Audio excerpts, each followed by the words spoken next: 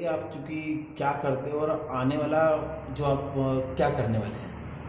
मैं data scientist profession से था और अब मैं वो जॉब मैंने रिज़ाइन कर दिया और अब मैं जैन मुनि बनने के लिए अग्रसर हूँ।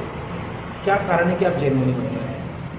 तो मैंने गुरु भगवंतों के प्रवचन आदि सुनकर संसार की वास्तविकता को जाना और ये पहचाना कि वास्तव में संसार का जो सुख है वो बहुत ही क्षणिक और क्षणभंगुर है, अतः तुच्छ है, वो कभी भी हमें तृप्त नहीं कर पाता, अपितु हमारी तृष्णा को बढ़ाता ही है।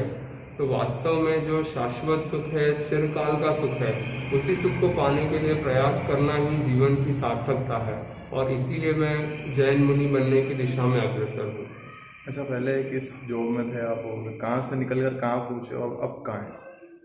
तो पहले जैसे मैंने बताया कि मैं डेटा साइंटिस्ट था, लगभग 3 साल जॉब किया और उसके बाद फिर गुरु भगवंतों के सानिध्य में 1 साल 1.5 साल रहा और उसमें मैंने लगभग अपने आप की परिपक्वता को पहचाना कि मैं शारीरिक मानसिक रूप से पक्का हूँ कि नहीं, मन मेरा पक्का है कि नहीं, कहीं चंचलता तो नहीं है, कहीं अरुचि तो नहीं आती है। और उसका फिर दृढ़ निर्णय करने के बाद फिर गुरु भगवंतों से अपनी योग्यता पूछी कि क्या मैं अब जैन मुनि बनने के योग्य हूँ, और जब उन्होंने स्वीकृति प्रदान की और मेरी योग्यता को देखा, उसके बाद फिर उन्होंने कहा कि हाँ, आप योग्य हो और आप जैन दीक्षा ग्रहण करने लायक हो गए हो।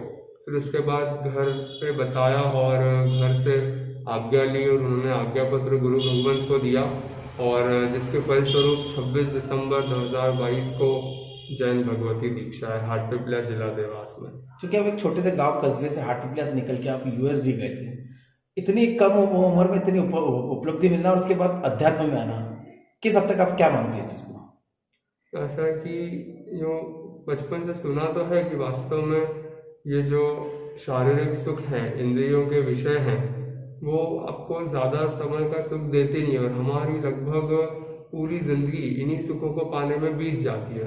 और मैंने यूएस जाके भी यही अनुभव कर लिया कि उन सारे सुखों की वास्तविकता को जान लिया और इन भौगोलिक सुखों की लगभग पोल खुल गई, जिसमें इनसे अब इनमें रुचि बची नहीं। तो इसलिए उसी शाश्वत सुख को पाने के लिए अग्रसर होना है। अच्छा, जैन मुनि बनना कितना कठिन और कितना आसान है? यूँ अगर आपके मोक्ष जाने के भाव पक्के हैं और शरीर से राग नहीं है तो जैन मुनि बनना बहुत ही आसान है, क्योंकि ये तो आनंद का मार्ग है। इस मार्ग में आप छकाए जीवों को अभयदान देते हो, किसी से राग नहीं, द्वेष नहीं, क्योंकि वीतराग बनने का लक्ष्य होता है। तो मार्ग में भी सुख और जो लक्ष्य है वो तो अनंत सुखमय। अतः संयम जीवन, साधु जीवन जो है वो तो सुख ही सुख का मार्ग है। परंतु अगर शरीर से राग रहे तो कदाचित किन्हें कठिनाई आ सकती है कि कैसे गर्मी सहन करें, कभी भूख प्यास लगे तो क्या करें। परंतु ये सारे परिशह जो हैं, इनसे तो हमारे कर्मों की निर्जरा ही है और हम निर्जरा के लिए तो संयम पथ पर निकले हैं, तो फिर इनसे क्या डरना। आने वाले 3 दिनों में एक बड़ा उत्सव है और उसमें अगर आपको आपके संत गुरु चेले के रूप में एक्सेप्ट नहीं करते तो आप क्या करेंगे आगे? फिर गुरु की आज्ञा सर्वोपरि है। अगर गुरु कहते हैं कि नहीं, अभी थोड़ा और रुकना चाहिए आपको, तो फिर मैं अपनी योग्यता को और विकसित करूंगा और जब गुरु भगवान मुझे योग्य समझेंगे तब फिर दीक्षा ग्रहण करूंगा। कौन गुरु भगवान जो है आपको दीक्षा देंगे? प्रवर्तक पूज्य गुरुदेव श्री जिनेन्द्र मुनि जी महाराज साहब, आचार्य भगवान पूज्य गुरुदेव श्री उमेश मुनि जी महाराज साहब के प्रथम शिष्य। ठीक है, आपका पूरा नाम बता दो। पूरा नाम प्रांशुक काठे। कहाँ से बिलोंग करते हैं? हम जो बाल्यकाल कुछ हाटपिपलिया बीता और फिर लगभग 20 वर्ष से इंदौर रहते हैं। अच्छा, आप अकेले ही हैं या आपके भाई बहन भी हैं? एक मेरा भाई भी है छोटा।